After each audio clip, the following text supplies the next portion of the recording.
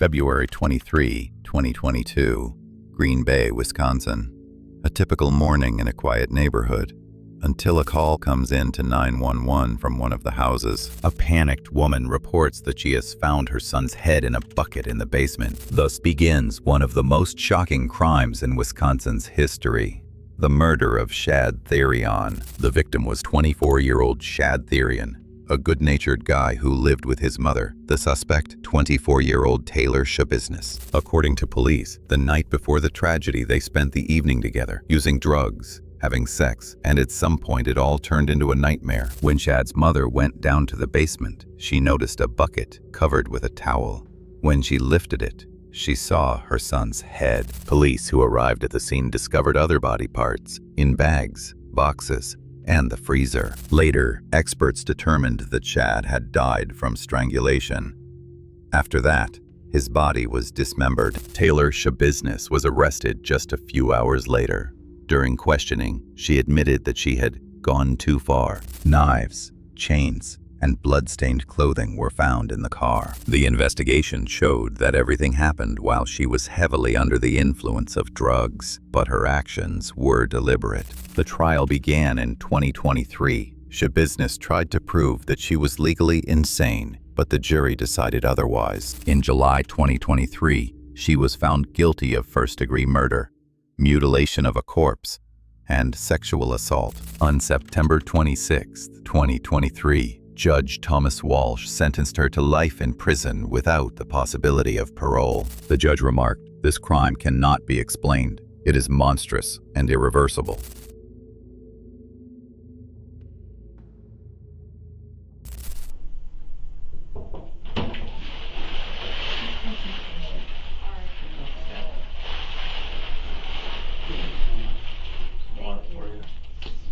Apologize for the clothing, but it's the best I can do for right now. We'll see what we can do something better.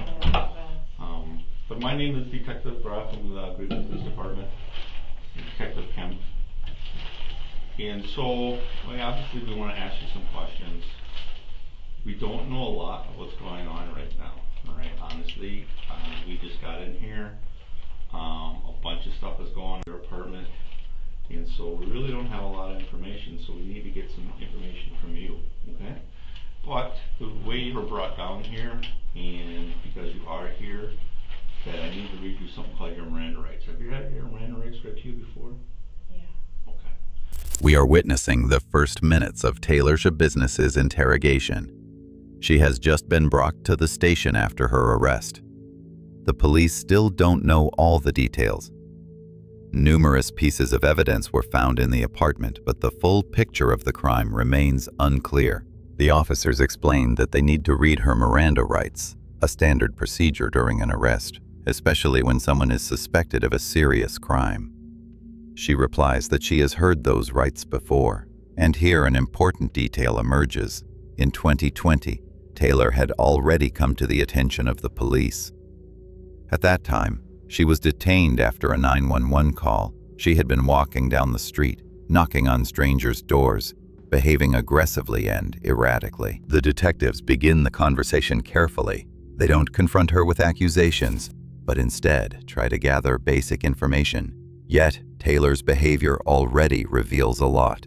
She is disoriented, emotionally unstable, and doesn't fully grasp the seriousness of the situation. Her reaction, lack of anxiety, and casual tone amid such horrific circumstances all suggest a deep disturbance in perception and possible influence of drugs. Even in this state, however, she doesn't deny knowing Shad. On the contrary, she speaks of him calmly, as if unaware that he is already dead. He's my ex. He's your ex-boyfriend? Yeah. Okay. Well, they found a kind of disturbing stuff at the house there. Oh, really? Yeah. Yeah. A lot of blood.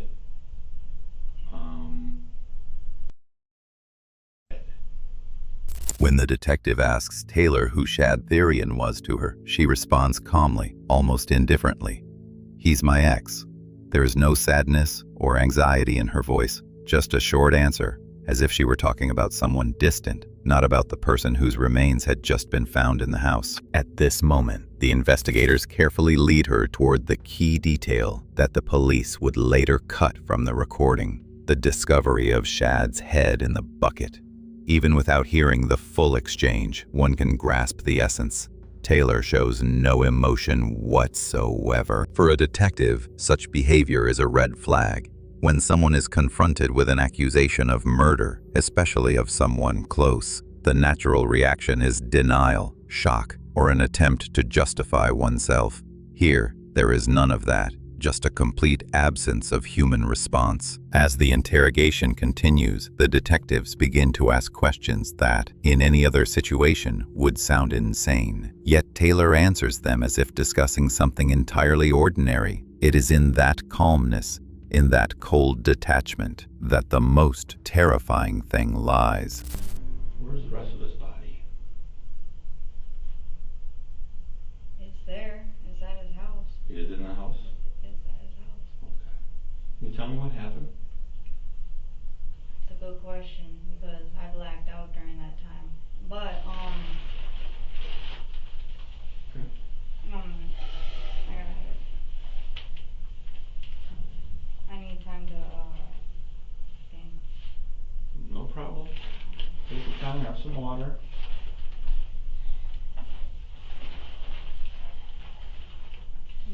So you think the body is still there? I don't see why not. Unless it just up and moved, which it could've. I don't know. Where do you think the body would be? Oh, it's right there by the bed. It's by the bed, you think? Yeah, I was cuddling it by the bed. You were what? I was cuddling it by the bed. You were cuddling the body with the by the bed? Oh, okay. Yeah. Was anybody else down there at any point in time? When do you think you... What was it, like 2 days ago? Okay. Did you stay there the whole time? Mm-hmm. Okay. A little bit? What do you remember so far?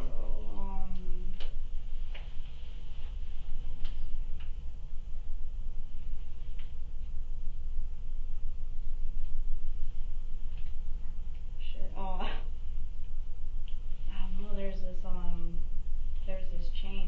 There was this chain thing, right? And then, yeah, like I was playing around with it, Okay. and like we were smoking the right? Okay. And then, I'm terrible at explaining things, so, let's see here. And then,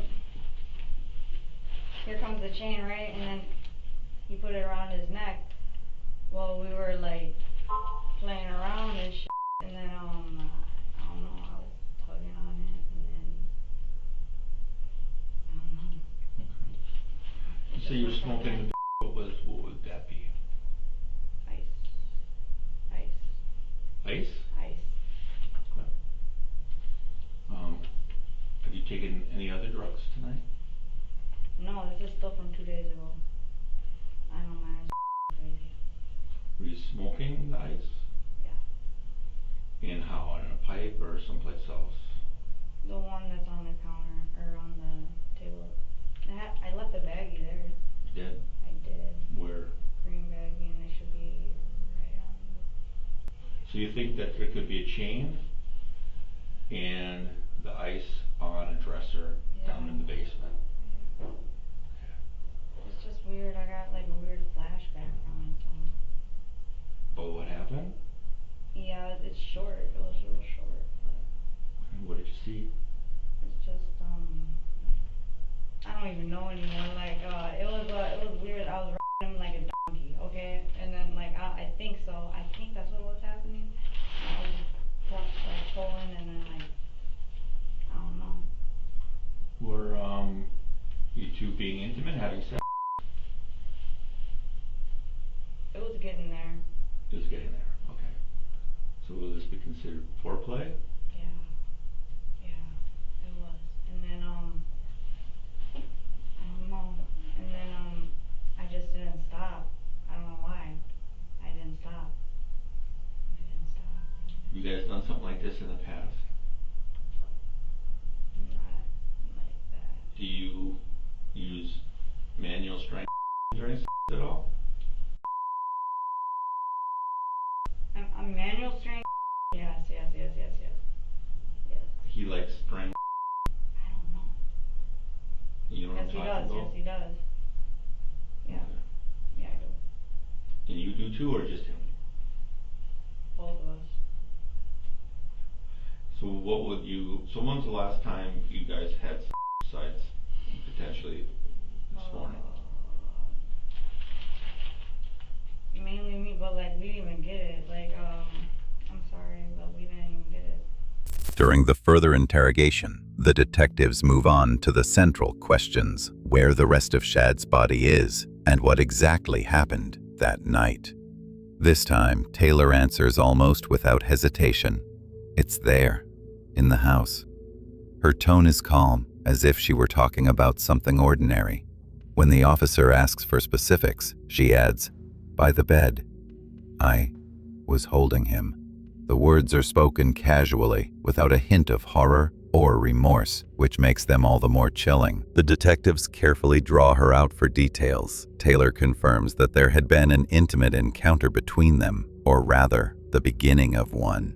She seems more upset that they didn't get to finish than that she took the life of someone she had known since childhood. It's a staggering emotional disconnect, impossible to ignore. Statements about sex gone wrong are not new to investigators. Sometimes suspects try to use that version to lessen their guilt, to frame the event as an accident or an unintended killing. But in Taylor's behavior, there is no desperation, no attempt at justification. She isn't seeking leniency, nor is she constructing a defense. Her account is cold, frank, and yet internally hollow.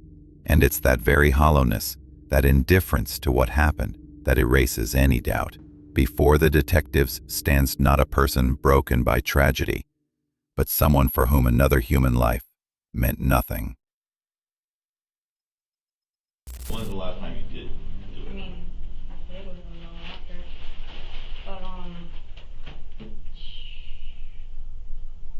have no idea, like August.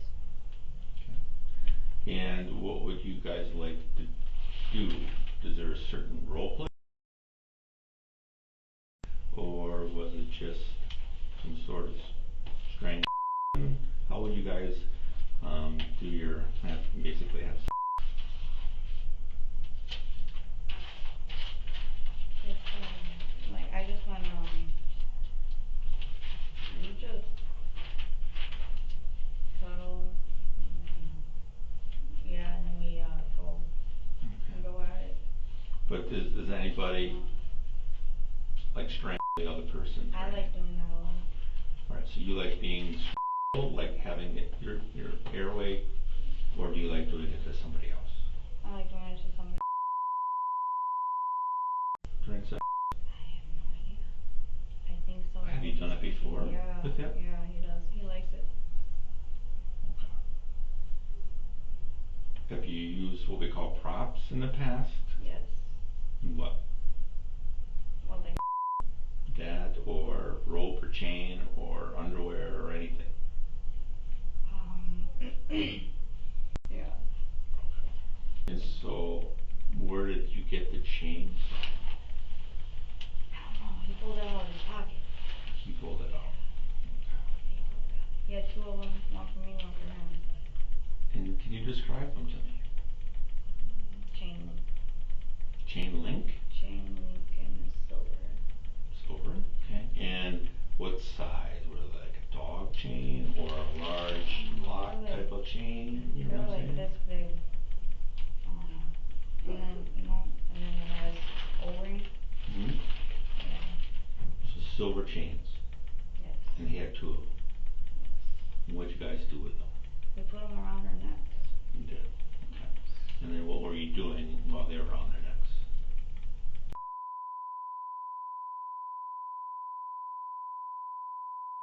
Have fun with them, and then, Was their clothes on or off? he had his shorts on. He had shorts on. How about you? I don't even know what I had on. I didn't really care at the time. But, Did he ever put the chain around you? Was the chain ever around your neck? I put it around my Do you have any marks or anything? He didn't get the chance. Can I just see? He didn't get a chance to strangle you? In this part of the interrogation, the conversation grows even darker. The detectives try to understand whether such games had happened between them before, and what exactly occurred that night. When asked when they had last tried something like this, Taylor replies, in August. Her laughter and fragmented sentences sound as though she doesn't grasp the weight of her own words. She says that Shad brought the chains. He took 2 out of his pocket, one for himself and one for her. The detective asks whether Shad had put the chain around her neck. She replies that no, he didn't get the chance. And in that answer there's something chillingly cold, as if she regrets not what happened, but that she didn't get her turn. Throughout the conversation, there's a strange sense of pride, as if she's recounting a victory rather than a crime. There is no trace of hostility toward Shad. On the contrary, she speaks of him with affection, even admiration. But that only makes the impression more disturbing. In her mind, everything is tangled. Passion, power, death. For the investigators, one thing becomes clear.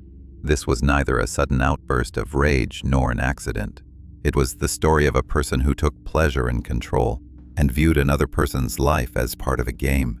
And in that game, there were no limits. So, basically you said within 5 minutes of getting there, you guys started, he pulled off the chains, I guess you're saying? Mm-hmm. And he put it around his neck? Yeah. Did you put one around, you never put one around yours, or did you put one around? I did. You did? It was tiny. I finally got it around and I put it on my neck and then I took it off. Okay. After he was on, but like, So, you started him, and when you were what did he do? What were you guys doing, I guess, is to try to explain it as best as you can. When the interrogation reaches its darkest point, the detectives ask Taylor to describe Shad's final moments.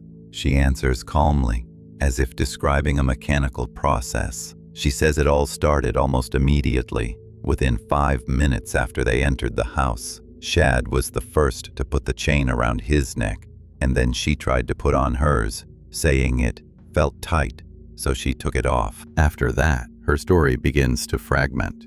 She speaks in broken sentences, jumping from one thought to another, but from her words, a horrifying picture emerges. While Shad was suffocating, Taylor didn't stop. She saw his face change color, realized he was dying, and still kept pulling the chain. For several minutes, until he stopped breathing. These words are spoken without strain, without any sense of the gravity of the moment. To the detectives, it becomes clear. This was neither an impulsive act nor a gain gone too far.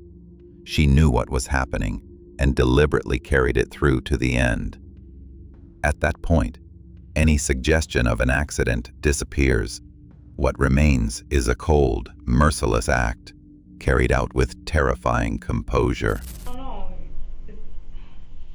Like, this is the thing that I have, like, I've always had, you know, like, you ever love something so much that you kill it? Like, it happens to me. That's the feeling that I have. I love something so much that I kill it. Like, I cuddle it so much and then I kill it. That's what happens to me. Was I feeling like killing him at all? No, like, it happened in the moment. I know, Is but that what you said? you were there for a while. It Yeah. just that, you know, you said it happened right after you got there, but after you Yeah. got there, you were in the basement for a while with his body. Oh, hell yeah, yeah, I was. Okay. Alright. We're just trying to get a, you know, I could call it timeline, I guess. Yeah, like, I wasn't trying to kill him that night. At all. Did you ever try to kill him? No, I didn't want to. That's my homie. I just like to have fun with him. Sure. You're having fun and things went a little too far? Mm-hmm. How come you dismember the body then? Cause I'm like, I don't know what to do with it. I'm a guy to do it like the rest. So I did, and I'm just like, I felt like I was sleeping the whole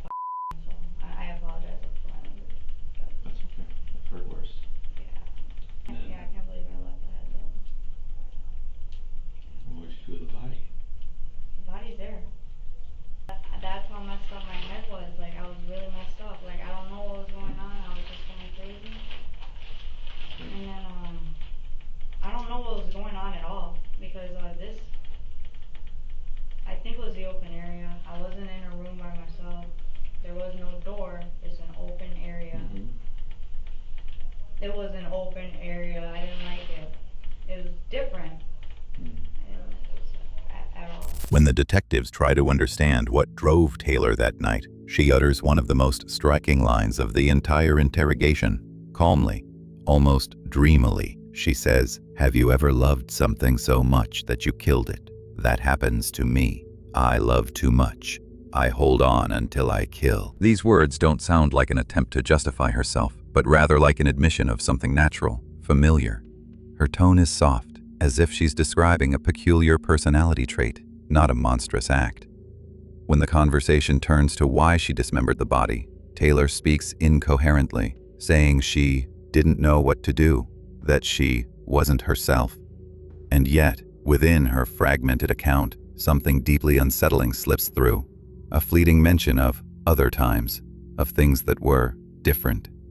The detectives notice it. For the first time in the entire interview, she seems to reveal more than she intends, hinting that Shad might not have been the only one. For the investigators, that becomes a chilling signal. Up to this point, her behavior could have been explained by drugs or psychosis, but now her words suggest something far darker, the trace of a cold awareness, where death doesn't evoke horror, but is perceived as something familiar, something that happens again and again. And then, like, I don't know, I just went a little crazy. Go crazy. I'm just like, not again. Not again. It's happened before. Somebody else. It happened in Milwaukee. No, not, it was, I don't know who it was, random people. Or you chose them or they chose you? Um, it just, I don't know, it goes back and forth, back and forth, back and forth, and then, Did anybody die? In Milwaukee? Milwaukee and Green Bay. As the conversation continues, Taylor suddenly says something that makes the detectives tense up. Speaking softly, almost to herself, she murmurs, "I don't know. I just went crazy again. Not the first time. It's happened before." The detective clarifies, "With someone else?" And she answers yes, then adds, "In Milwaukee.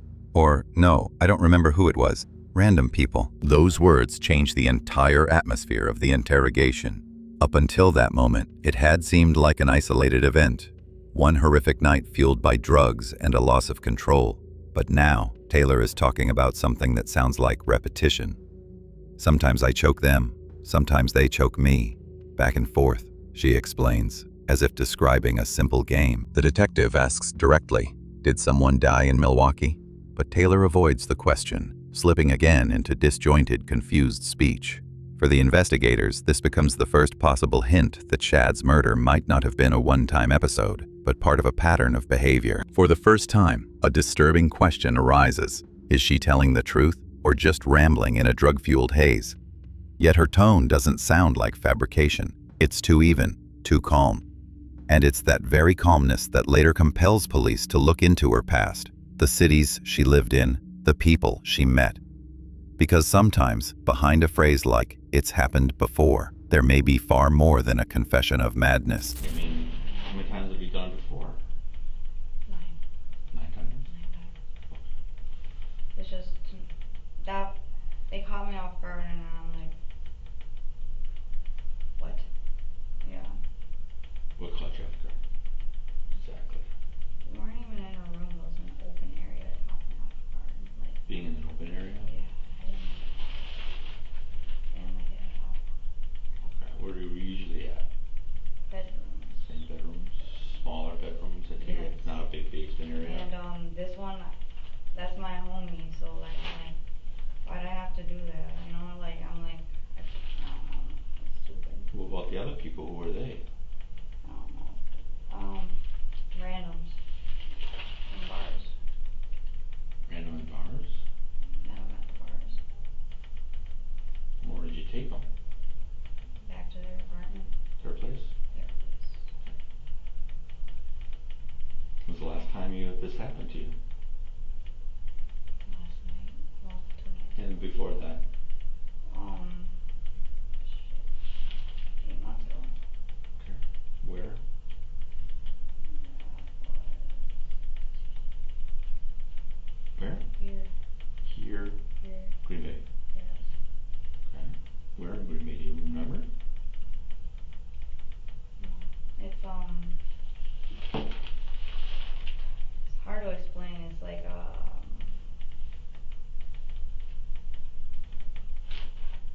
tonight? I don't know, me too. Like, I'm just like apartment complexes. I don't know, I get drunk and then I go to apartment complexes. You know what I mean? But, I don't know. I haven't, but, My head fucking sucks. you did any alcohol tonight? I wish. I should've. I felt the need to smoke some weed. Did you smoke any weed? No, I don't smoke weed. I should've. I really should've, but I messed up on so much shit today, so like I'm kinda upset. I'm really pissed off, so. You said that you didn't do it like you normally do it? Or do you think you made mistakes? Doing what? Improper gear this time, so I Or did wasn't you- prepared at all. This was random. When the detectives, clearly stunned by what they've heard, try to clarify what Taylor meant by "it's happened before," she answers without hesitation. 9 times. It's said so casually, as if she were talking about the number of parties she'd attended, not human lives. When the detective asks why this time was different, she replies, "I wasn't ready. It was an accident." And that phrase sounds more terrifying than any confession, because in it lies something chillingly clear. Taylor seems to believe that the previous times had been planned. She speaks as if she's not describing murders, but mistakes in her work. The investigators remain composed, but beneath the surface the conversation shifts. They are no longer just questioning a suspect, but possibly a serial killer. Taylor goes on to say that this time she didn't use the right equipment, that she was unprepared, words that sound utterly grotesque in the context of someone's death. From her account, one horrifying implication emerges. If those 9 stories aren't merely delusions, then many of her victims may never have been found, or their deaths may have appeared accidental. And that realization makes the interrogation especially chilling, because behind Taylor's calm words lies an abyss the detectives are only beginning to glimpse. And you've done it before. I mean, is there any particular person that we should be aware of? Hmm? You said you've done this before?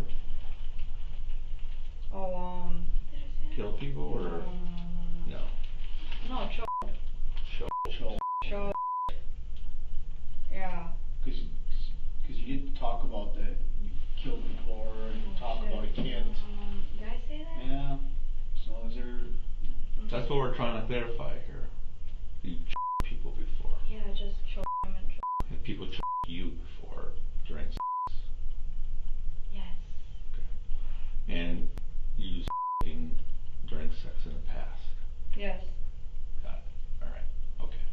Very good. Alright. How you doing? Water good and everything? Water's good, fire's good, okay. We might ask some questions, but I think we have pretty much a good timeline now.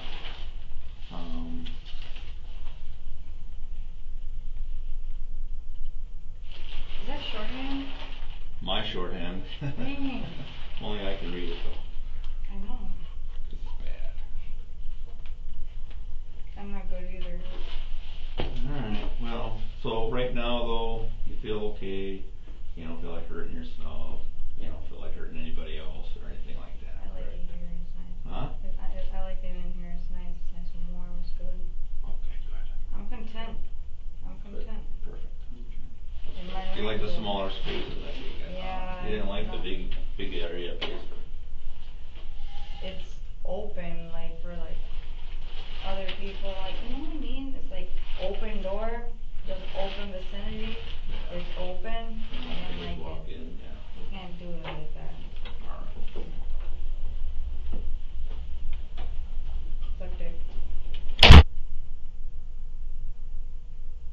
Analyzing this moment of the interrogation, we can clearly see Taylor's attempt to walk back her previous statements. After admitting to 9 similar incidents, her tone shifts. Now she claims she never killed anyone, only choked people during sex. This is a typical reaction from a suspect who suddenly realizes the gravity of what they've just confessed and tries to soften it. However, Taylor's emotional state tells a different story. She shows no fear, no anxiety, no remorse. On the contrary, she appears relaxed, confident, even content. She calmly drinks water, cracks jokes, and remarks that she likes it here. It's warm and quiet.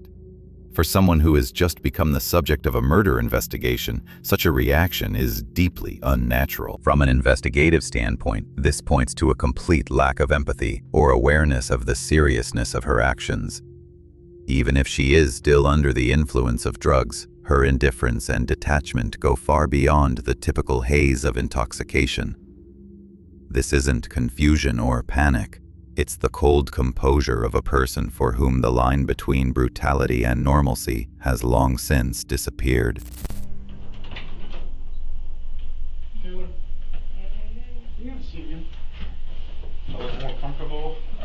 Yeah, Scrubs and they're a lot comfortable. Yeah, a lot more comfortable. I guess one of the things we just want to talk to is we need to clarify just, because you talked about, obviously we know what happened in the use of the stuff, but you said you've done it in the past.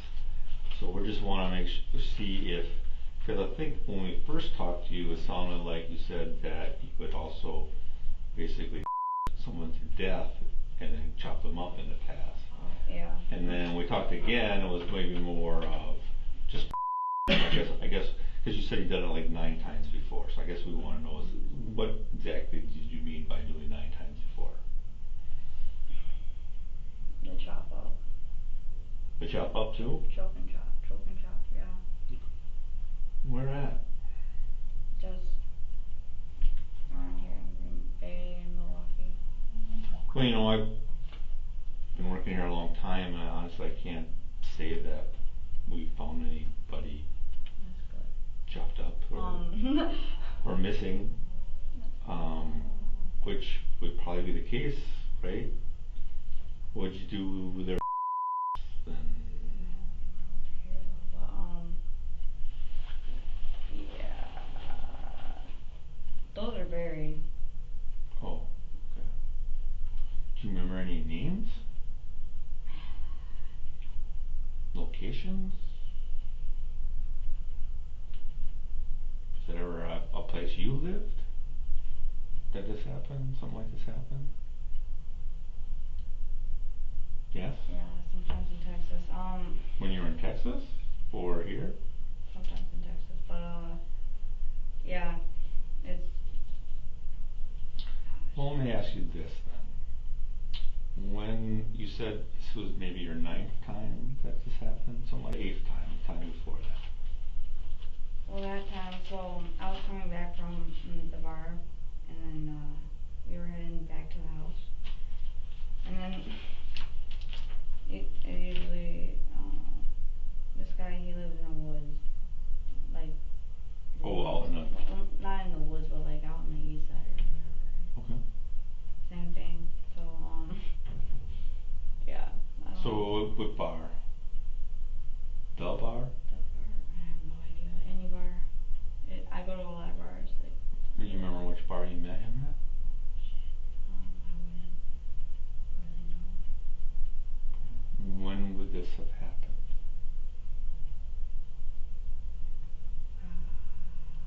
You're talking about the atheists. Yes.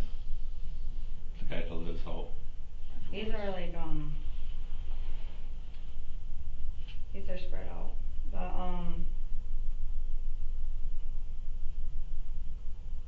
this is I need a calendar. I can tell you like more or less like around what time it was. Sure. You know? I don't expect you to pick out exact dates or anything. But I mean, what month? Or was it fall, spring, summer? Fall.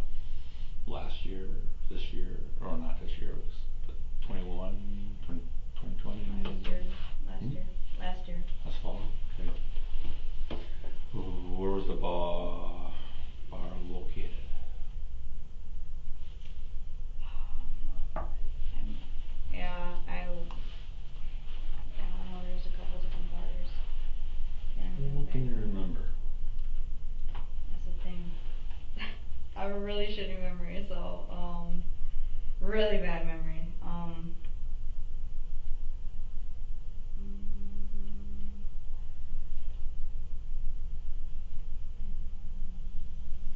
No, let me ask you, is this something that really did happen? I mean, have you killed another person before? Is that what you're trying to tell us? Okay, because, you know, it's kind of important that we, I wouldn't know the name though. That's the thing. but do you remember what happened though? Those were intercourse. Those were intercourse, and then same thing. Yeah. Intercourse and then during intercourse? Yeah. And then, was it with another guy, right? Yeah. And that person died then as a result of or was it Black and blue. Yeah. yeah, what? Yes. Well, sometimes they get bashed in the head. I don't know, but yeah, they get bashed in the head. Like, this is gonna be hard for me to remember because, like, I know the other ones, but you need every single detail, every single one. Well, I'm just trying to A, figure out that it really did happen, and B, if it really did happen, who did it happen to? Yeah, it's gonna be a lot of them. You know? This is gonna be hard. This isn't something that you would make up, would it? No. I kinda don't wanna do that time, so like, it's kinda up. Yeah. Yeah, it is kind of up, and that, you know, these people I'm sure had families, so if the family don't know what happened, we would like to get some answers for them. I never really checked the missing person, so. Well, I mean, anything, if you can remember a bar or a house or location or something, or a first name or anything. This is a up part, cause it's like a bar at, you know, you drink and then there's the bar, right? And then you're going there and you're drinking, and then, I don't know what time it was, like, I really don't, yeah, I'm sorry, but like, I know though. At this stage of the interrogation, the detectives return to the most troubling point, Taylor's mention of the 9 incidents. They try to determine what she really meant: exaggeration, drug-induced delirium, or actual crimes. Their questions become more precise. Where did it happen? Whom did she know? How did it begin? And then, without hesitation, she confirms, yeah, both choking and cutting up, chop, shop. She says it with the same tone others might use to describe a routine task. When asked where it took place, Taylor answers vaguely, sometimes here, sometimes in Texas. Her story begins to fracture. Fragments of a bar, a stranger, going back home. The same as always. The detectives remain composed, knowing that at this point, arguing or pressing too hard would be useless. The goal is to extract even a sliver of reality. Taylor mixes up timelines. At one moment she says it happened last fall, then switches to summer 2021. She claims she doesn't remember what bar it was and immediately adds, but it was always the same. Drinking, then sex, then the same thing. When asked whether the man died, she replies simply, yes, then adds, sometimes they die from choking, sometimes from a blow to the head. From the detective's perspective, this is one of the most disturbing moments of the interrogation. On the surface, Taylor's words seem disjointed, but the structure of her story repeats. A meeting at a bar, going home, sexual contact, violence, death. It all suggests a possible recurring pattern. She insists she doesn't remember names or places, yet she's certain that it happened more than once. And when asked whether she might be making it up, Taylor sighs and says quietly, I just don't want to sit for it. For the detectives, that line is pivotal. It shows that Taylor understands what she's saying. Disoriented, under the influence or not, she's aware enough to want to avoid punishment. Which means there may be more truth in her words than anyone wants to believe. Well, let's try this way once, instead of working backwards, let's go forward. Because at your first, everybody always remembers everybody's first. I'm not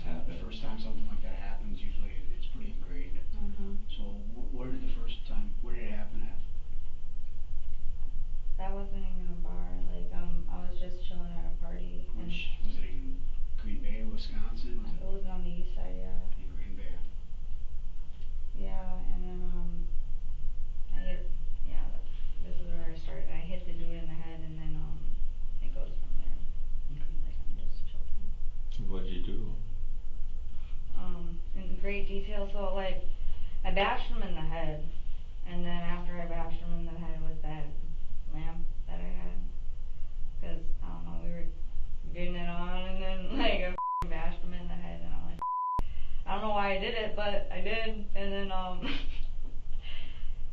don't know, he looked good. He looked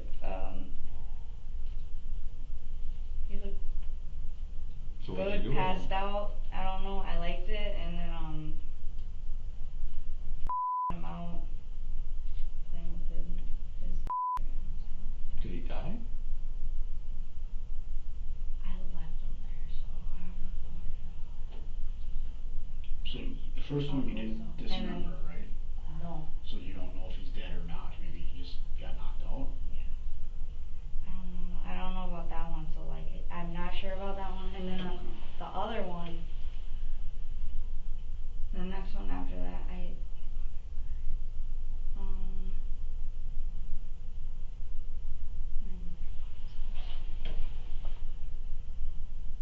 I don't know the order at all.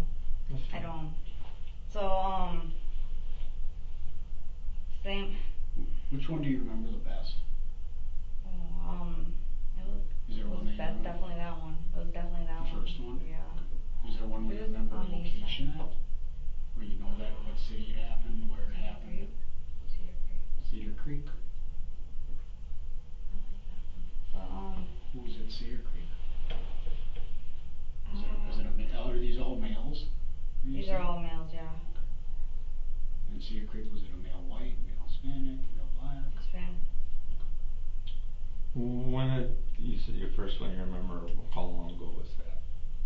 A year, 2 years, 3 years, 5 years, 10 years?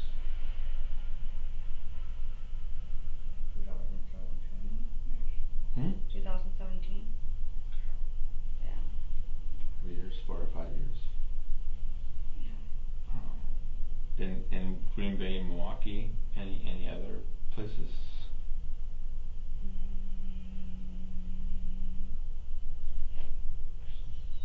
Texas. Texas. Texas over in Temple. That wasn't recently. Temple recently? Yeah. Well, not really recently, but like it was here. It was there. It was there. That's where I live. Homeless over there. I'm homeless. I live in a homeless shelter over there, so. I'm sure we'll have maybe some more stuff, but I'll talk to my partner here again. Yeah. Okay? They aren't all the same though, but like I remember like the needles. I'll shoot them up in the hotels. Those I don't know. Don't know what. Like, I don't know. That like, I would listen to their heartbeat. It could have been beating slow, but it might. Did you But ever anybody up in the past besides? No, this is this one. Alright. Yeah. Do you know if you actually did you have to ever dispose of any body in the past? Or you just left them? Yeah. Just left them. Okay. Alright. This is I don't know. I'm just going in like I don't know anymore. Like my I'm sorry. Yeah, and we don't wanna confuse you too much, so that's why I think we'll give you another break, okay? Do you need anything? Mouse? No. No? My head is going nuts right now. I'm going insane. I'm so sorry. It's like a jungle gym in there. Well, if you need anything, you knock, okay?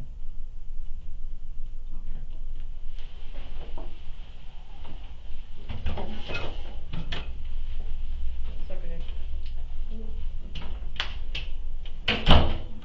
In this part of the interrogation, the detectives try to organize Taylor's chaotic confessions and guide her into moving sequentially from the first episode to the most recent ones. It's a professional technique used to separate fantasy from potential reality. Gradually, through her fragmented story, a recurring pattern begins to emerge.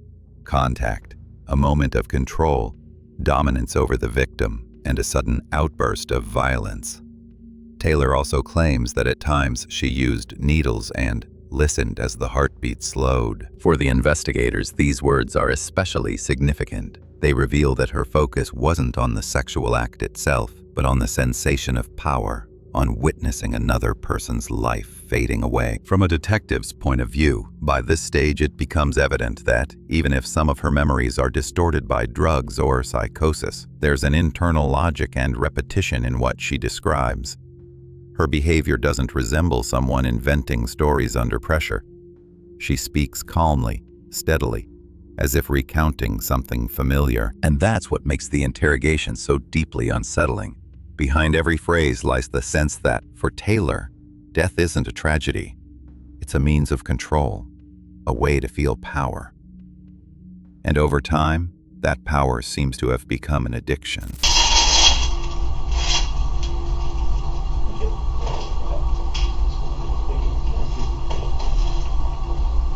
Working on your power valve for you. Go for a second.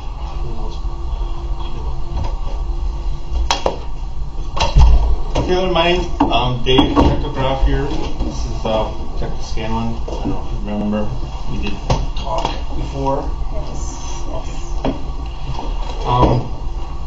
We just have, I guess, some more follow-up questions that some people have asked us to ask you. Like we talked to the medical examiner, the forensic pathologist who did the autopsy. We just had a couple questions that he wanted us to ask you too. Before I do all that though, I gotta do the Miranda rights thing again. Okay? Now you've had those rights before, right? The last time you were in here, I read up to you and you agreed to, correct? So we're gonna go over them again, make sure you understand them again. And then once we get through that, you know, obviously if you have any questions you wanna ask us, we'll try to answer as best as we can. And we just have some more follow-up questions for you. A few days after the first interrogation, Taylor is brought back into the interview room. This time, the conversation is led by a different detective, his tone calmer, more measured. He reminds her that he must once again read her Miranda rights before asking any questions. For law enforcement, this is a mandatory step, especially when conducting follow-up interrogations in cases involving serious charges. Taylor listens, nods, and confirms that she already knows her rights. She appears more composed than during the first days, yet still detached, as if this isn't a real conversation, but just a formality. From that point on, the investigators get straight to business. There's no need to repeat old questions. Their focus is now on clarifying facts, checking how her earlier statements align with the medical evidence. In professional investigative practice, this is a critical phase. The detectives already understand the main outline of the case, but now they need to determine whether Taylor was telling the truth or merely improvising. The atmosphere remains outwardly calm, but tension runs through every exchange. For the detectives, this is no routine questioning. They're trying to gauge how much she truly comprehends her own actions and whether she remembers details that match the forensic findings. And although the conversation begins like a procedural formality, it's clear from the very first minutes that what follows will be the most direct and most disturbing line of questioning yet.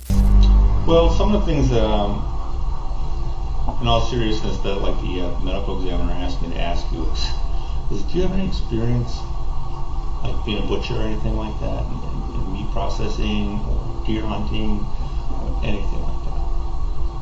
No. Because he said that, you know, some of the stuff that he saw just made him think that maybe you had some past experience with that type of stuff. At this stage of the interrogation, the detectives turn to the most technical, and perhaps the most horrifying, question of the entire investigation: how exactly Shad Therion's body was dismembered. These questions originate not from the police themselves, but from the medical examiner, who noticed disturbing details. There was no evidence of blood loss at the incision sites, meaning all actions on the body occurred post-mortem. Even more unsettling, each cut was clean and precise, showing no signs of chaos or hesitation, as if carried out by someone with at least a basic understanding of anatomy or experience in butchering. That's why the detectives asked Taylor directly, Did she have any experience working in the meat industry, in hunting, or with animal processing? It's not a random question. The precision of the cuts suggested a level of familiarity and control. The medical examiner had also noted that some parts of the body had been stripped clean to the bone, something that cannot be done impulsively or without practice. From a professional investigative standpoint, this interrogation wasn't merely about extracting another confession. It was about understanding Taylor's psychology. If she did, in fact, have such experience, it could help explain her composure and methodical approach. But if she didn't, then the detectives were facing something far more chilling.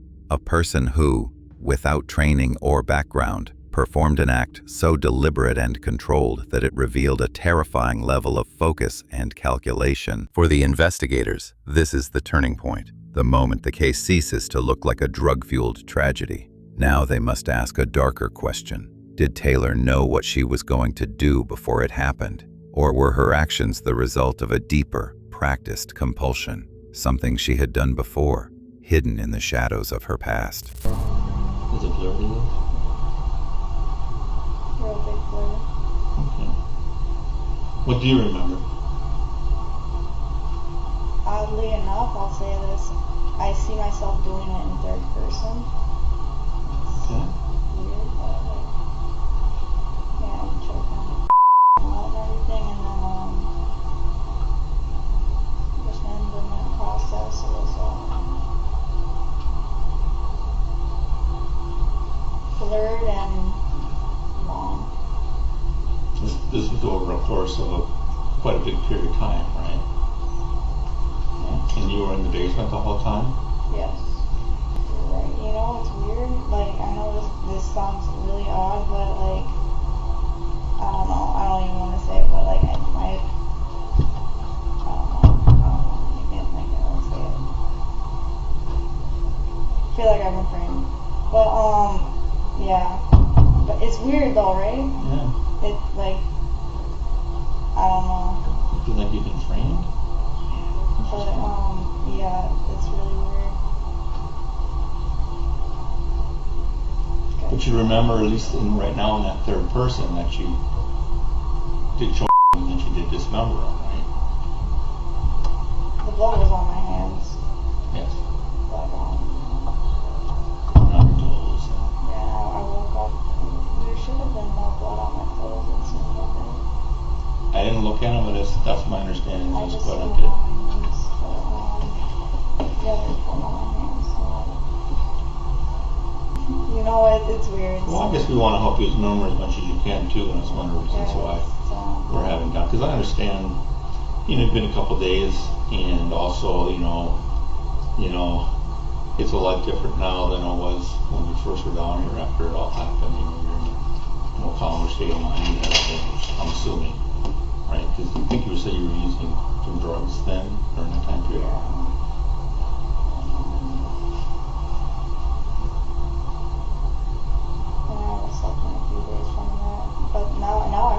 I've slept plenty. Oh, were you up a lot before that? I know meth would do that. I think it was just the time of the killing. In this part of the interrogation, Taylor begins to describe her memories of what happened, but she does so in a strange way, as if watching herself from the outside. She says she sees everything in the third person, like a spectator, rather than a participant. For the detectives, that detail is crucial. This state is known as dissociation, when a person distances themselves from reality, emotionally detaching from their own actions and experiences. Taylor recalls being in the basement for a long time, everything hazy, foggy. She says she saw blood on her hands but didn't look at him, didn't fully realize what she had done. Her sentences trail off. She jumps from sensations to fragments of thought, as if uncertain where memory ends and imagination begins. The detectives note that several days later, Taylor seems more coherent. She's slept, sobered up, and the drug's effects have faded, yet the detachment remains. She speaks clearly and calmly, but her words still sound as though she's recounting something that happened to someone else. From a professional investigator's standpoint, this is the moment it becomes clear. Taylor isn't denying the crime. She's trying to emotionally separate herself from it. Her mind seems to be erecting a psychological barrier, not to deceive, but to shield itself from direct confrontation with the horror of her own actions. And it's precisely that barrier, that calm, clinical detachment, that makes her account even more chilling. Taylor can describe herself as a killer, but she does not feel like one. One of the things that I want to talk to you about a little bit more detail too was,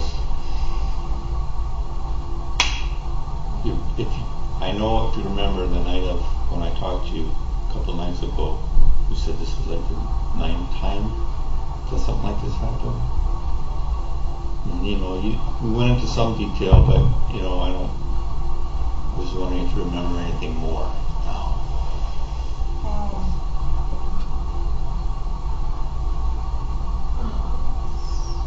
Been a lot of them.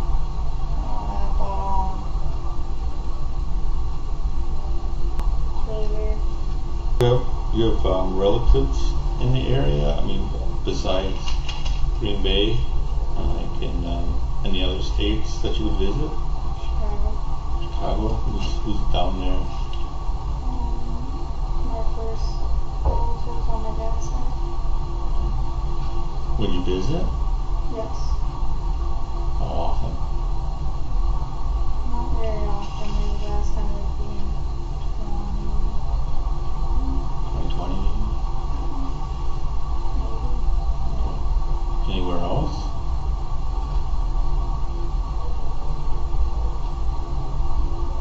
Were you ever in the Milwaukee area? Yes. Who's there or why were you there? Just driving down there by myself. At the final stage of the interrogation, the detectives return once more to Taylor's remark about the 9 incidents, trying to determine whether those words conceal something more than distorted memories.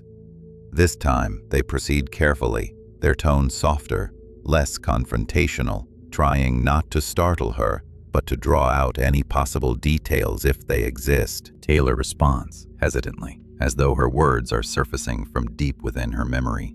She mentions Chicago, then Milwaukee, admitting she's been there, but not explaining why. Gradually, it becomes clear that the detectives are focusing on Milwaukee for a reason. At that time, several men were listed as missing. Young, around Shad's age, who had disappeared in different years when Taylor might have been in the area. The investigators tread lightly, avoiding direct accusations, but probing whether this is a coincidence or something more. Taylor repeatedly says, "I don't remember," yet there's an odd confidence beneath her denial. She doesn't protest, doesn't act offended.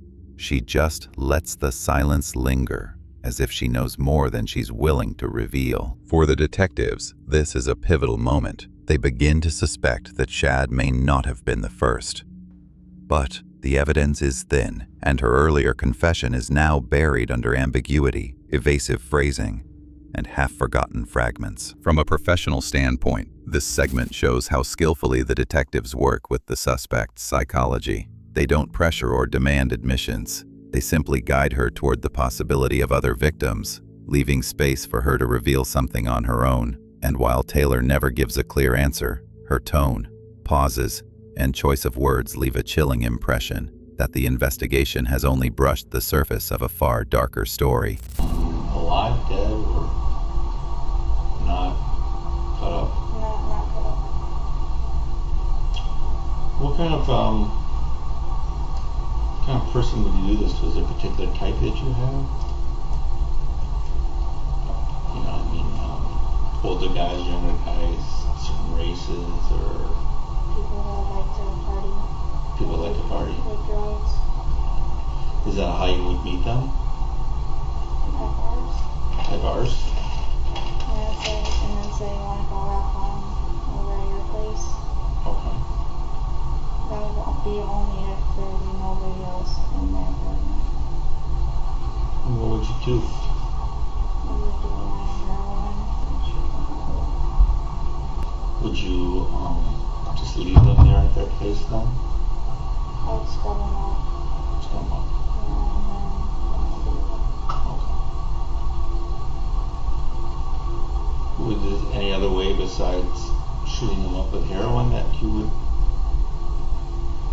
somebody?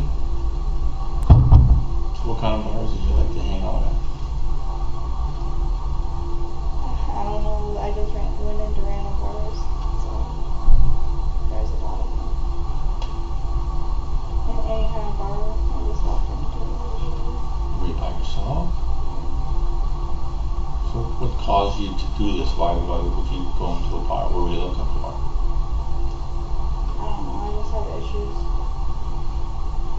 And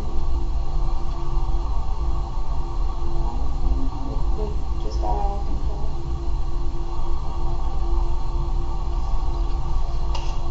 Do you remember any specific location or bar or person or anything that, or time of year, you might have had contact with one of these guys?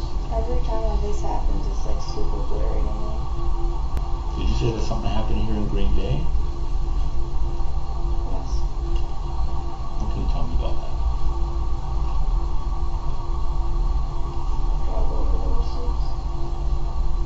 And it was just drug overdoses. No hitting on the head. No hitting, just drug overdoses. Yeah. And how would you leave their body? Would they be clothed, unclothed, in a bedroom,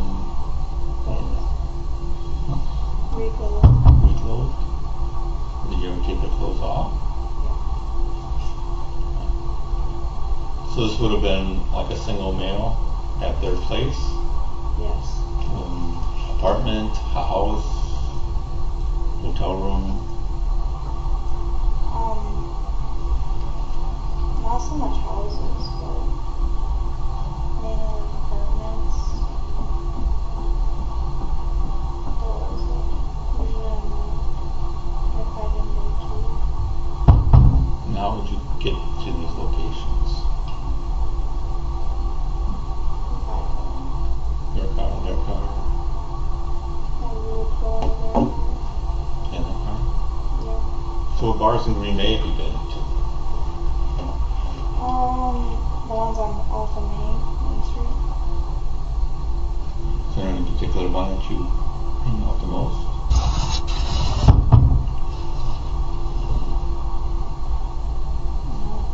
Like Common maybe. Yeah. Do you think you met one of these guys there at one point?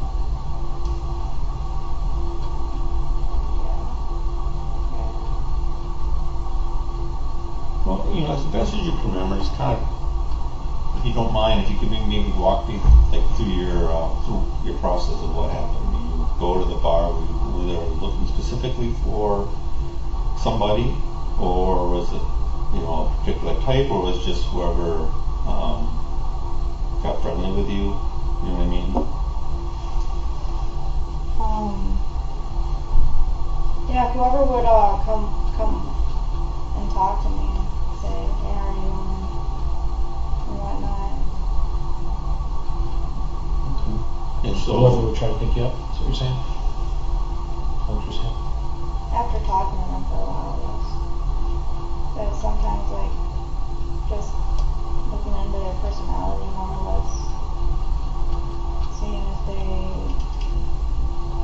like, how messed up they are, and everything goes hand in hand, just looking into their personality, seeing how drunk they are, what they want to do, what they want to achieve. Thank you. Thank you. Yeah. What do they want to achieve and everything, and then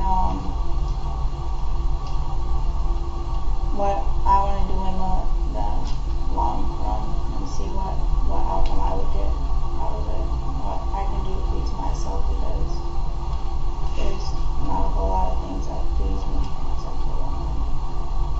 one thing? It's necklace.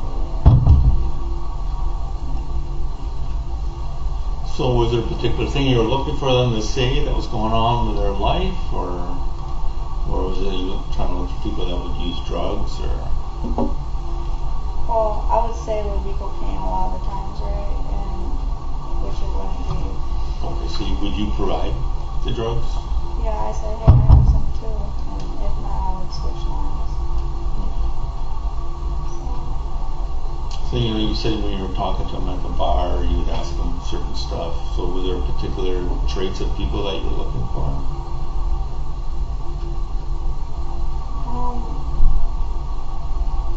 One that seems more like caring in a way, caring, more affectionate to a person, and that would please me in a way. And just by looking at them pleases me, has a more calming texture. So, Were you attracted to them? yeah. Were they older guys, younger guys? Usually? 30s. 30s? Were they usually there by themselves or were they with other people? Sometimes it would be with other people. Sometimes. So you would meet a guy at a bar and you guys would chat each other up and talk about whatever. Then going to leaving the bar, the next level, how did that process work?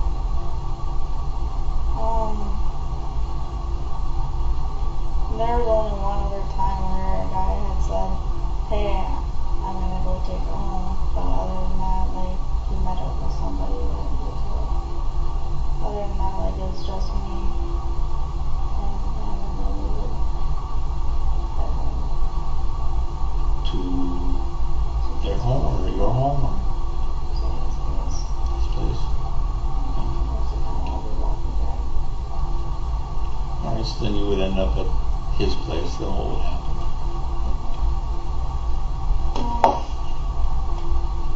We would talk for a few, and then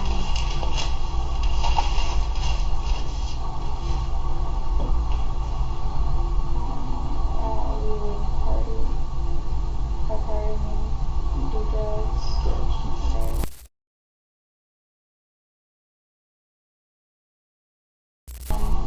Right after we finished, I would wait till we get to sleep. If it lasted that long. What lasted that long? Like if they weren't passed out already. And then when they passed out or fell asleep, then what happened? Did you have cocaine with you? No, I only had heroin. Okay. So in what kind of form would you bring heroin with you? Powder or liquid? That's usually me too, right? Powder. Do you use heroin yourself? Are you familiar with heroin? How it affects you? Yes.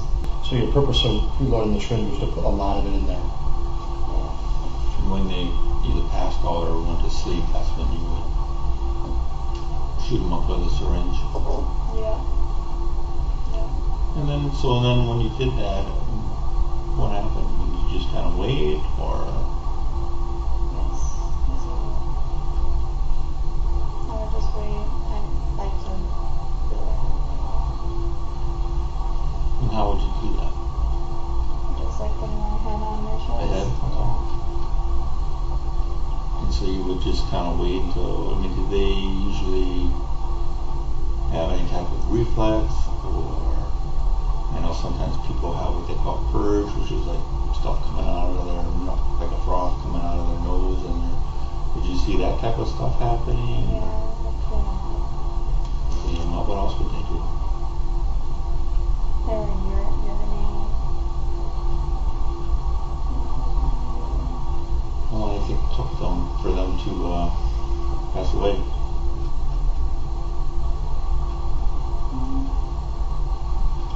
I would wait like, what is it, 5, 10 minutes tops, but like 5 minutes, like I would just keep on going in, listening.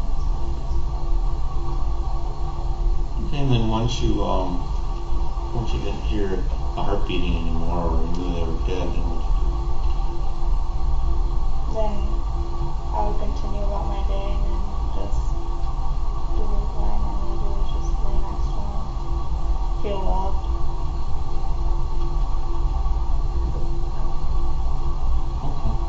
I have a question.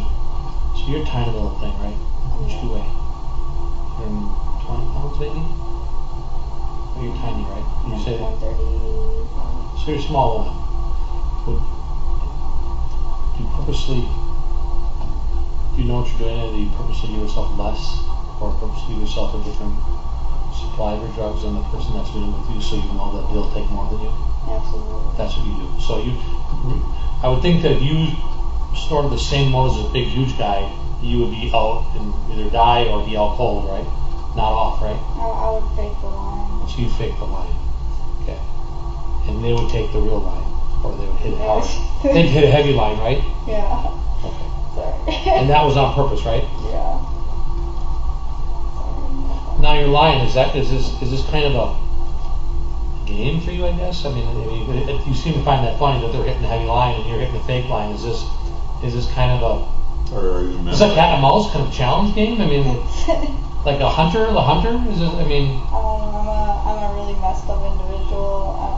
So I mean, I get it. I noticed a couple different times you're talking about you almost accomplishing something by giving them the heavy line, and you kind of it's funny, almost like success, or. I think that's what it is, cause like I don't know, like I don't know. So knowing a little bit about drugs, I just would think if you would just hit this heavy line like them, you would pass out too. You'd go on the knot as well. Oh yeah, I'm and done. maybe die, right? I'm done, yeah. But so you're giving them the heavy line, you're setting up either a light line for you or you're faking it, right? Fair enough? I'll normally fake it, yeah. You fake it. Okay. Okay. In this part of the interrogation, Taylor reveals a disturbingly precise mechanism behind her actions, systematic, calculated, and cold. The detectives carefully question her about her typical victims, meeting places, and methods. She answers calmly, as if describing a familiar routine. Bars, men, drugs. Talk a bit. Get a sense of who they are. She explains that she chose men who seemed tired, dependent, or lonely. People no one would come looking for. Gradually, Taylor admits that she didn't just use drugs with them, she tampered with the dose. For herself, she'd take a light line or merely pretend to, while giving the victim a heavy one. She even laughs as she describes watching the man lose consciousness, confident she was in control the entire time. For her, it wasn't chaos, it was a game. A hunt where she always emerged the winner. Once the man stopped breathing, Taylor didn't panic. She'd check for a pulse, listen for a heartbeat, and then simply stand up and leave, go on with her day. For the detectives, this account sounds like a confession to a string of deliberate poisonings disguised as overdoses. From an investigative standpoint, this is the moment when Taylor's profile becomes fully clear. Her actions were not impulsive bursts of madness or the side effect of drug-induced delirium. She deliberately altered doses, watched death unfold, and derived satisfaction from it. That's what makes her confession truly chilling. Standing before the investigators is not an impulsive addict who lost control, but someone who turned murder into a game, one where the stakes were human lives. Let's see.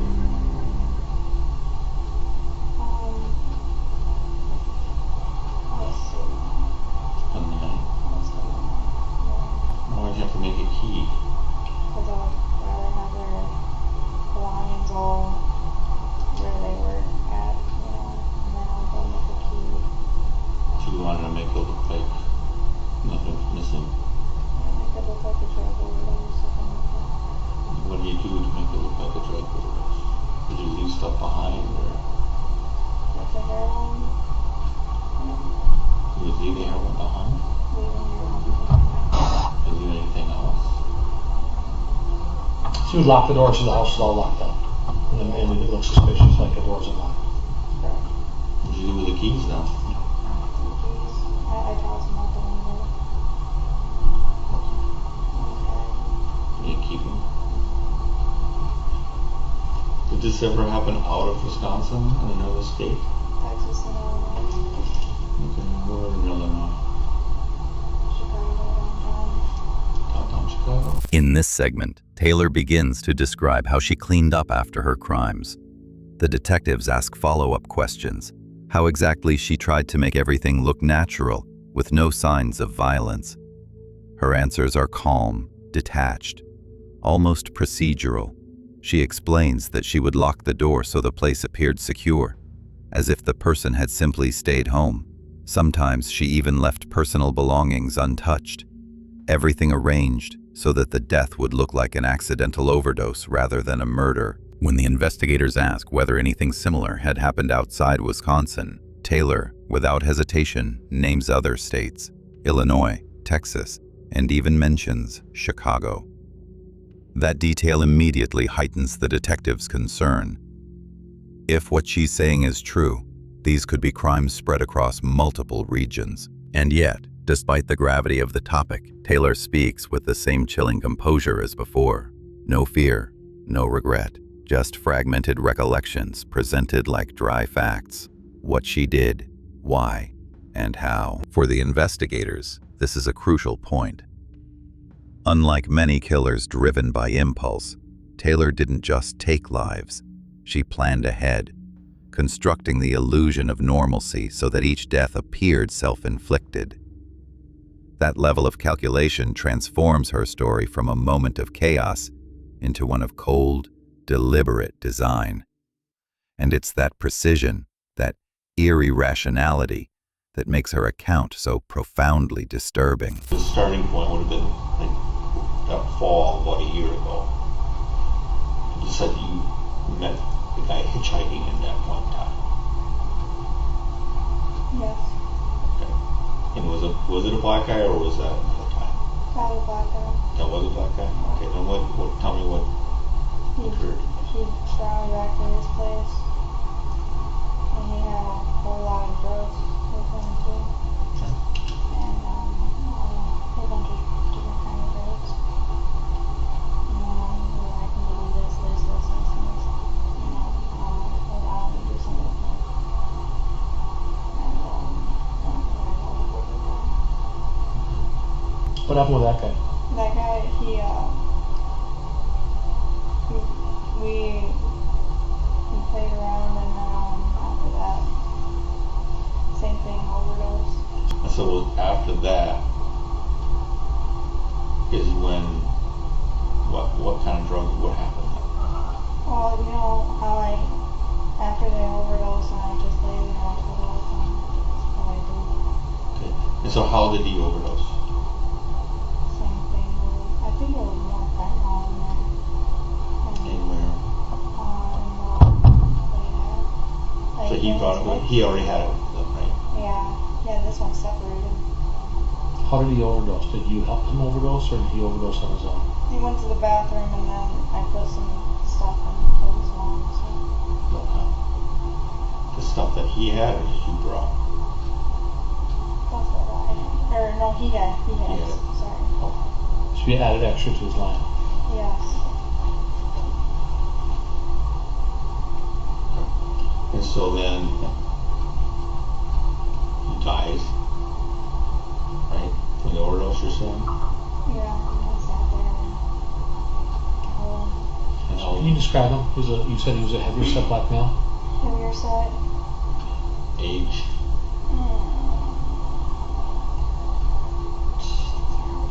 You remember his name? First name? Not your street name or anything? In this passage, Taylor recounts meeting a man roughly a year before Shad's murder.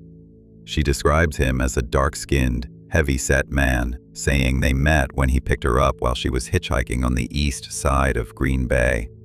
According to her, it began as an ordinary encounter, but ended in tragedy. Taylor admits that she spiked his dose with an additional drug while he briefly stepped into the bathroom. In effect, she deliberately intensified the mixture to trigger an overdose, and then watched him die.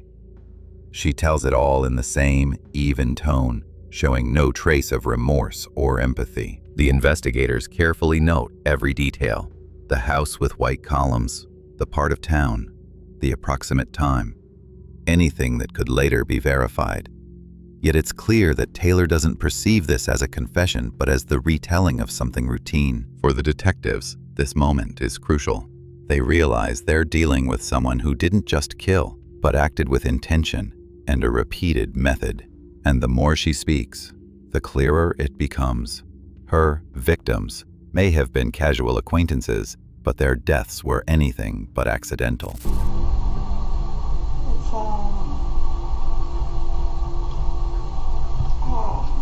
It's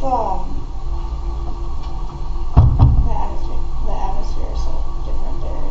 The air, more clean, it feels like, and I don't know, I go crazy, I just, it's whatever. I mean, usually I have my makeup all done and everything, it was nice, and then, You're gonna go in there to pick up something? yeah, usually somebody either comes to me or, like, I'll go up to somebody and I'll start talking. But, like, so you've seen Breaking Bad before, like a Jesse Pinkman Mexican version. Okay. So he's Hispanic, but he looked like Jesse. Yeah. Breaking Bad. Yes. That's as good Same as it age? gets right Same there, age? so, Same age? yeah. Ish. 20s or like early 30s. Yeah. Did he live alone? Yes. Was it what type of residency?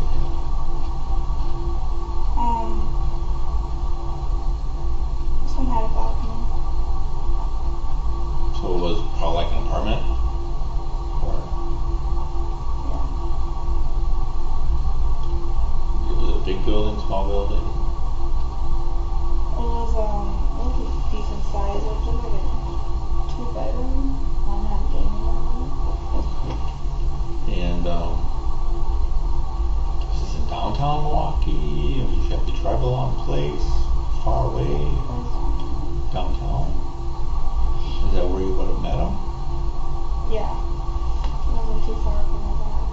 Is there any particular bars in Milwaukee you like hanging out at? No. I would just drive through.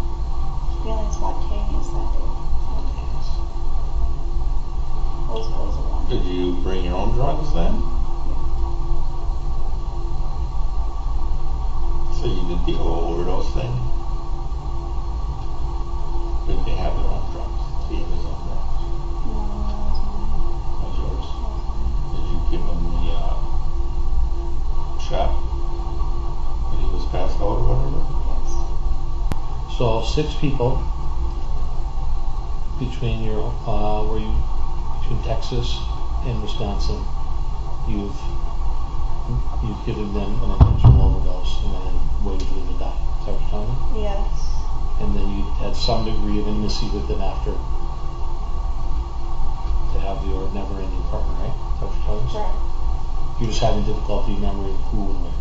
Yes. Is that a fair statement? Yes. Is it possible it's more than 6?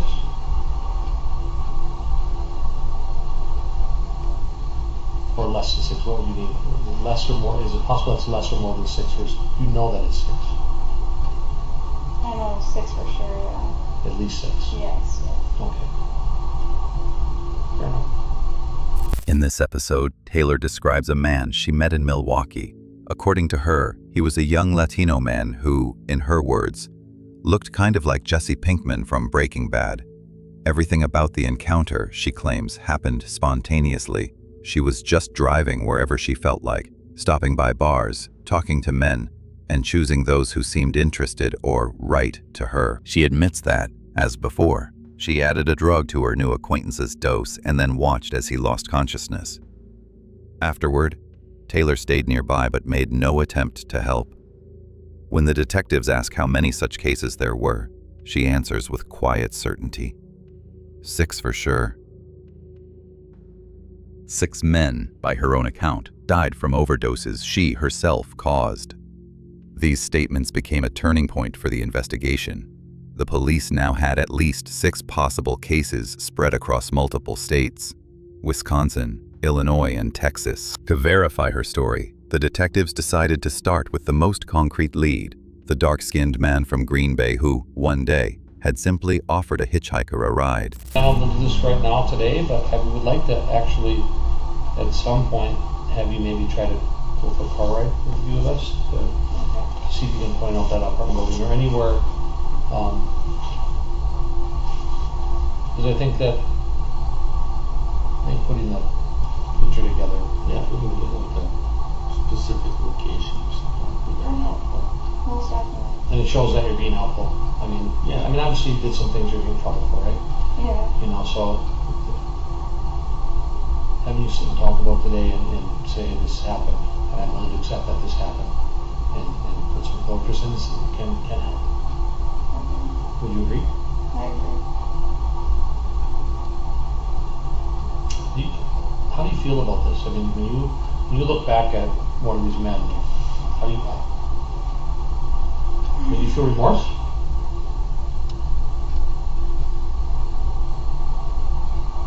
No. Do you feel excited when you think about what happened?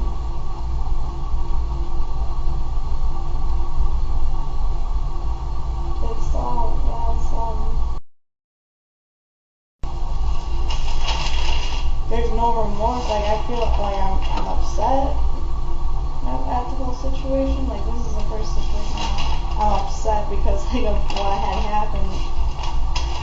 But like things happen to people like me, so it is what it is, you know. But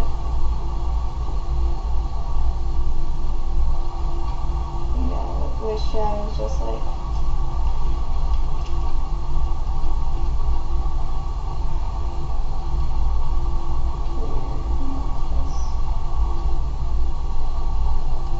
So here's what I'm going to tell you is that the reason why we think it's important to try to identify these other individuals, it isn't, I mean, we're not going to tell you that you should feel better by helping us do this. It's actually, I mean, if anything, we're just telling your story. I mean, realistically, we're to that point now, right? We want to draw a true picture of things that have happened to you in the past, and putting some closure to these people. And then we're just asking you to tell the story. Right? Because you don't feel bad about it, right? So, I guess what we're asking you is, we're taking what you're telling us to be true, and we just want to be able to verify that things that you're telling us are true, because that's your story of what's happened. Fair enough? I want to believe you. We just need we're cops. We need to get evidence and stuff like that. It's not our job to judge you, right? Right. In this segment, the detectives attempt to take a step forward. They suggest that Taylor helped them locate the house with white columns, where, according to her, one of the men died after meeting her. The investigators carefully guide her toward agreeing to participate in a field verification, explaining that it isn't about exoneration, but about establishing the truth. Taylor remains calm and almost entirely emotionless. She says she doesn't feel remorse or pity for the deceased, only annoyance about the whole situation. For the detectives, this is yet another confirmation of her emotional detachment and complete lack of empathy. Despite her indifference, the police decide to seize the opportunity. They organize the trip to see whether she can point out a specific location. This field visit becomes a crucial step. At this point, the investigation isn't just about understanding Taylor's motives, but about obtaining tangible evidence, something that could either substantiate or completely dismantle her confessions. All right. Go to the east side or west side? that side.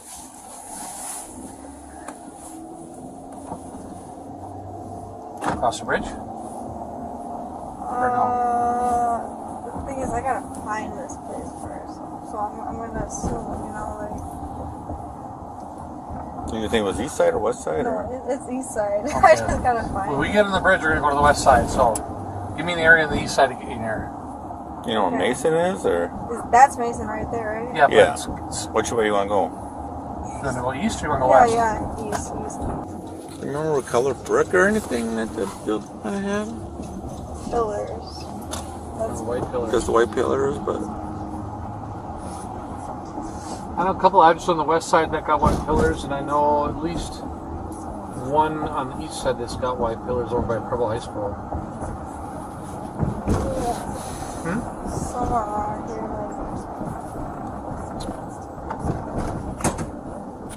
White pillars. We can check them out. I don't know any houses. I mean, Go, take it right on Victoria. There's those ones in there. I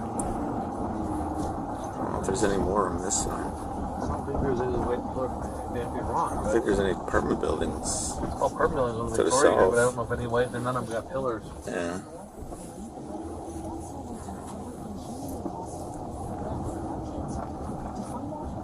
They all look the same. They all look just like these. Yeah. Yeah. What did you remember? Wow, like white pillars, like. I mean, you said Starlight or something, or? Yeah, because I was walking. Oh, yeah. Oh, look at that. Does that look familiar? Oh, yeah, it looks really familiar, but Can't say. it's kind of because like I lived around here. What's that? It's kind of because like I lived around here, but Oh. yeah. Well, yeah. I mean, this Yeah, is we're not where you were looking- living, right? Yeah. We're looking for you to say. I So it's remember- not. It's not in this area because this is where you were just living. No.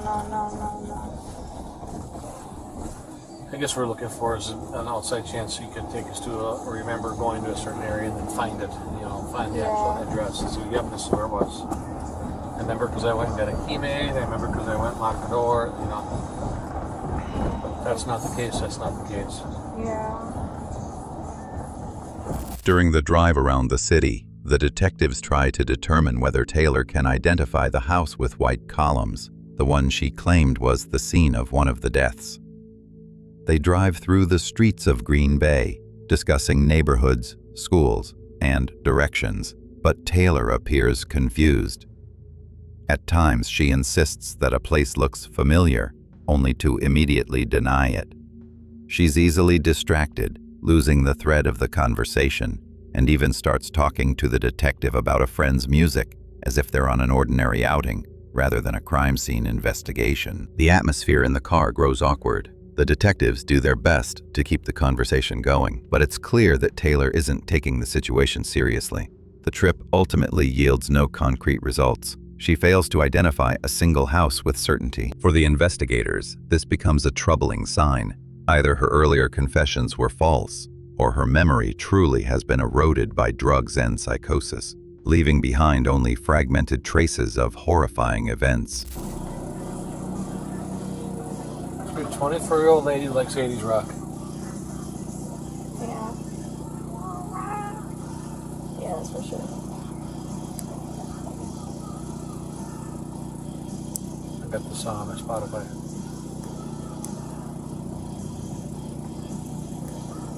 You listen to SoundCloud?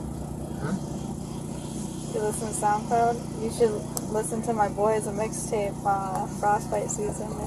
Really? Yeah. I never heard a song about it. Expo. So, rated 1 to 10. Rated 1 to 10, how's that pork sandwich? Oh man, it was a 6? Not great? It was good, it was good. I just should have got the ribs. Gas prices went up, holy crap. Yeah. After the failed attempt to identify the crime scene, the detectives return Taylor to jail. There, she awaits trial, a proceeding that would later become one of the most talked about parts of the case. During the trial, Taylor behaved unpredictably and aggressively. At one point, she even attacked her own attorney right in the courtroom, the only person trying to defend her. Her attempt to prove insanity failed. Experts concluded that she had been fully aware of her actions and was competent to stand trial. The sentence was severe, life imprisonment without the possibility of parole. Today, Taylor Business is serving her sentence at the Techita Correctional Institution for Women in Fond du Lac, Wisconsin. Yet even after the trial, one question remains open. Was Shad Thyrian truly her only victim? Or do her claims about 9 others conceal a darker truth that the police have never been able to prove?